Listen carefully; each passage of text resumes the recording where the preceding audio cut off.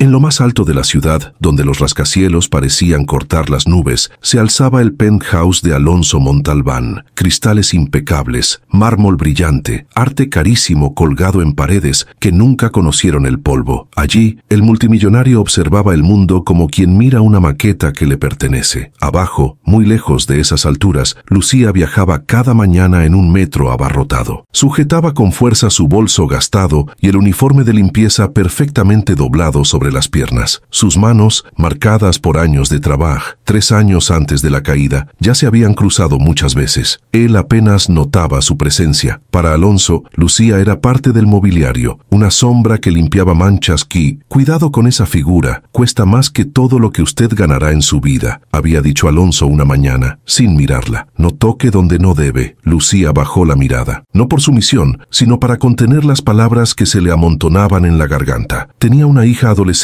una renta atrasada y... Sí, señor, contestó con voz suave. Esa fue la primera humillación que guardó como una espina silenciosa, no solo por el desprecio, sino por la certeza de que él realmente lo creía. Para Alonso, la riqueza era una medida de valor humano. A la mañana siguiente, en otra ocasión, él pasó hablando por teléfono frente a ella. Despídelo, no quiero excusas, dijo. Si llora, que vaya a terapia, no a recursos humanos. Lucía escuchó cómo destruía la vida de alguien con una simple frase, mientras ella limpiaba la mesa donde él apoyaba el whisky. Ese contraste entre el lujo y la fragilidad ajena marcó una línea invisible entre sus mundos. El día de la caída todo se quebró. El sol apenas asomaba por los ventanales cuando el teléfono de Alonso sonó con insistencia. Un socio desesperado al otro lado, palabras rápidas, términos financieros, pánico disfrazado de tecnicismos. En cuestión de minutos, su imperio se derrumbó. Cuentas congeladas, inversores furiosos, demandas inminentes y lo más humillante para su ego, titulares burlones apareciendo en las pantallas gigantes de la ciudad que antes mostraban su rostro victorioso. Alonso dejó caer el teléfono. Sus piernas no respondieron. Se arrodilló sobre el mármol impecable, ese suelo que siempre había pisado con seguridad. Por primera vez se sintió pequeño en su propio reino. Fue entonces cuando se escuchó el chirrido suave de ruedas sobre el piso. El carrito de limpieza avanzó despacio, casi pidiendo permiso para entrar en una escena que no le correspondía, pero sí le correspondía.